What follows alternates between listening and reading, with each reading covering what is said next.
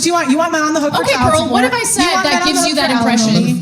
What have I said that gives you that impression? You want men on the hook for child support. You want men on the hook for alimony. You want men to not take responsibility for their own children. You've been on the air for 20 years, and you have not advocated for men that are victims of paternity fraud. You want men to do all of the work, get no credit for nothing. And men aren't going to do it anymore. They're going to walk away, Anna. They're not going to do it anymore. And feminists, as you said, have no plan for when that happens. And I wish what do you want their plan to be? You think it's a feminist responsibility to plan for this made-up society where all men decide they no longer want to work? You know what's funny? She actually advocated for left-wing policies last 20 years, and then she got assaulted by a homeless person. What does that have to do with the topic? Because it was the result of what you voted for, Anna. Yeah. First of all, and want to know why? Because you think I voted? Hold on. You think I voted for homeless people to go around sexually assaulting people? Because Anna. By the way, I got sexually assaulted by a guy. Was that you know the other crazy thing? Was that something that he did, or was that my fault too? All right, so the other crazy thing is that Anna complains that women's opinions aren't taken seriously, while a whole event was catered around her opinion. The other thing that's crazy. What are you talking about? Is Anna complains about women being oppressed. And yet, she had less experience than her co-host at the Young Turks. Hold on. What were my complaints about women being oppressed? Can you be specific? All right. What did I say? Go ahead and quote me. Go ahead and quote me, because you make shit up. Yeah, and you just think like it's gonna stand. You've never had a strong woman challenge your bullshit assertions. So go ahead and tell me, what have I complained about? Okay. Give me the quote. The nagging. You said women's opinions are not taken seriously. When did I say that? In a YouTube video. There's 2 women on this stage right now for the headline event. Oh my God, are we gonna end? When have I said women's opinions don't get taken seriously? It's you kind just of make like it up. the roundabout. This is like eternal nagging. What is your plan for when the 80% of women who work in the healthcare industry no longer want to do it? What's your plan? I have a plan. Yeah, what's your plan? Let's give the jobs to the men, they'll do it better. Because we see what's happening in the media. You know, women fly planes, they crash them. Women almost burned down California. You know, people are dying because they want to make women feel better. People, literally. What I'm curious about is whether or not the Pick Me Act ever resorted into anything positive for you. Are you done? I'm not. All right, so I'm not either. Okay, keep going. Now, the other thing is, women fly planes, they crash them. Women aren't CEOs. What are the stats on that? What are the stats on that? You know, it's like feminists. They want stats and say water is wet. Yeah, I want empirical evidence to back up your arguments. Because you know you want to be in control of telling people what to think and how to feel. No, I want to be in reality. I want to live in a fact-based reality that requires empirical evidence, not your assertions. 300. Yeah, I mean, I agree. I agree with Anna here. You know, we should always be going back to the facts, and you know, these facts should correlate with what you observe. Yeah, I don't understand. I think Pearl's just kind of flailing here. We all saw that plane crash on the East Coast. No one's making that up, Anna. You do better when you're reading off your paper, so I'll give you some time to do that.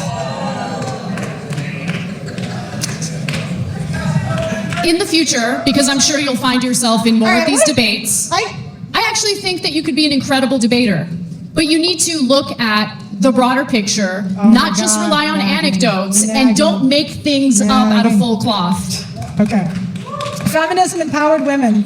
I'll take the tip, thank you. Feminism empowered women to sign up for previously male-dominated careers that they quit. 48 to 73% of female lawyers, depending on the type of firm, quit either as junior associates or at mid-career. 1/4 of them cite workload, burnout, mental health. 73% of women who got engineering degrees in the past 15 years either have never entered the field professionally or quit early mid-career. 55% of all female accountants quit before or at their mid-level career. The attrition rate for women in STEM is approximately 50%. These companies often bend over backwards to get women hired to the point of discrimination against male qualified candidates. Then women quit because they don't want to work the long hours or deal with the levels of stress for an extended period of time, with women being 2.5 more likely to take antidepressants than men. The money and prestige isn't worth it to them. They prefer lower pay, lower workload, and higher job security. Feminism has empowered women to go to college and take out loans they can't afford for career paths that will not generate them income to pay off those loans. Men have higher debt than women. Right, because they do. So, okay, let me help Pearl out here. So, most of my career I've been in male-dominated professions. So my main career is I design computers. I'm in the tech industry. I'm an engineer, and there's not a lot of women. It's only about 10% of women become engineers, or at least that I've worked with. Now, I have no criticism of these women. The women that do work in engineering are typically very good. They're very competent, very smart, but it's only 10%. And my understanding is when I went to school in college, so my college had about 60-40 women, so 60% men, 40% women, and the same. We would always talk about these stats often. So the rates of women entering college, or entering engineering school, was 40-60, same as the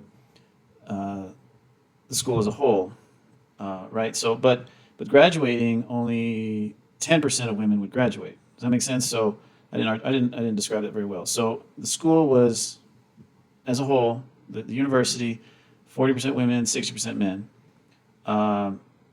but in entering engineering school, to the specialty, they would enter same rates, 40-60, but graduating would only be 10% women. So what does that tell you? The other, but what is it? The other 30% of women basically would transfer to business school, nursing school, other professions, right? So the unfairness that's actually very easy to see is, if I'm in an engineering office, say you've got an office of 100 engineers, 10 of them are women, right? So, and I'm applying for a job in that office, I'm much less likely to get that job if I'm competing with a woman with half my experience, right? Because the manager they don't want to look bad, right? So they're probably going to hire a woman with less experience than me, who's more qualified. So that's an obvious injustice or inequality that Anna should she should oppose. So and there's other professions where this is the case. So yeah, again, Pearl's she's not doing a very good job of articulating this. Because women put their biggest expenses on their husband's credit card. According to experience. So I will say, a lot of our woes in our society are because of materialism. And here you don't need a study. Just go to the mall, go to a department store, go to a Macy's, a Dillard's, whatever. And as soon as you walk in, you see display after display after display of catering towards women, right? That marketing to women, right? Go to the mall, just take a mental observation, take a little survey of how many stores are catered more towards female customers versus male customers. And my unscientific data, you'll find it's about 10 or 20% of the store is for men, right? So yeah, I do think women do drive the spending, the materialism more than men do. Is that conditioning? Is that genetics? I don't know, but I can't say. But yeah, in my opinion, a lot of the problems with our society is because of materialism, and yeah, women do drive that much more than men. And they look and Women account for those factors that you just mentioned. Women are 85% of consumer spending. We lead when it comes to luxury brands. Men have more mortgage debt, car loan debt, personal credit card debt. Right, because they're expected to provide. Women make 80% of consumer buying decision. Again, if feminists really cared about equality, they would provide for the men. They would what? Where's Sorry, I missed that. Fellas? Sorry, can you repeat If feminists cared about equality, they would provide for the men. But yet, that is a small minority of women. Wait, so let me get this straight. Honestly, your whole shtick is women should bend over backwards and do everything they can for men. My argument... I'm an egalitarianist. Hold on, my argument is that men and women are both tremendously important to a functioning society. They should both be treated with respect. They both serve different jobs, different roles, and in order for society to work, we have to respect that. Women are but not, you seem women are to not, put the onus and responsibility of everything onto women while providing cover for the bad behavior of men. Women are not. So, yeah, I mean, here I agree with what Anna's saying in spirit, that, yeah, you should, I mean, this is really the crux of the debate, what Anna just said. Yeah, I mean, both men and women are very vital to society. But I think, yeah, men are, in general, are not, we're not getting the, men as a whole, if I could speak to the manosphere, we're not getting the respect, we're not getting the compensation for our efforts. We're not getting the appreciation, and we're giving up. A lot of guys give up. A lot of guys go into despair. Remember, most men live out their lives in quiet desperation, right? Because they feel stuck. And that I think is the point that Anna's not really getting, or she's missing. Equally important because they don't do the equal Men work. are equally important. Women I never said that they weren't. Women are not equally important because they don't do the equal amount of work. Men have invented the majority of the inventions. Men have started Fortune 500 companies. Men do the majority of the infrastructure job. Men produce 90% Who's scrubbing the toilets 80% after of the work? food supply, 90% of the world's stuff. Who's changing the diapers? Not Who's- women. who's not raising women. the They're not children having kids. after Women aren't working having kids. all So day women long? aren't doing it. Daycare workers now, to be honest. It's not the moms. Yeah, I will say, one thing that's really toxic is if I hear another woman complain about how hard it is to raise children. Yes, birthing children is a big sacrifice. I agree. It's a huge, precious gift. It's women's superpower. But raising children, I mean, this is a controversial statement. Raising children is not difficult. Okay, it's not a hard job. It's just not. I've spent a lot of time taking care of kids. It ain't a hard job, okay? Tiling a bathroom, that's a hard job, okay? Working 60 hours a week to meet deadlines and then come home and, you still have to cook dinner. That's a hard job, okay? So, but I'm sorry, raising kids, and to Pearl's point, modern women don't even raise children by and large, right? They send them to daycare, they send them to public school. Very few women are homeschooling. So, women are complaining about how hard it is to be a mother, and they're not even really putting a lot of effort into being a mother. So what are you complaining about, right? My hat's off to, all the respect to stay-at-home mothers. The best families, the most successful families, I think, are the ones where, it is a traditional husband and wife, and the wife makes the husband a priority, and she does a good job of taking care of the children. I think it just makes sense. I mean, that's just how most families were for thousands of years, hundreds of years, right? This modern society is really kind of a new experiment that's, by and large, been a giant failure. So. Not everyone grew up in an affluent household like you. They need a dual-income household in order to make ends meet in this economy. Anna, you Live talk, in reality for Anna, one day you in your talk, life. Anna, you talk for a living. It's kind I of do. rich for you to come at me. Bitch, what do you do for a living? I also talk, but I can acknowledge it's not that hard of a job. Talk about bullshit. You pretend it's more important than it is. Right, okay. Well, since there were only about 30 seconds left, we'll just call it there. All right, good job. Give these debaters a round.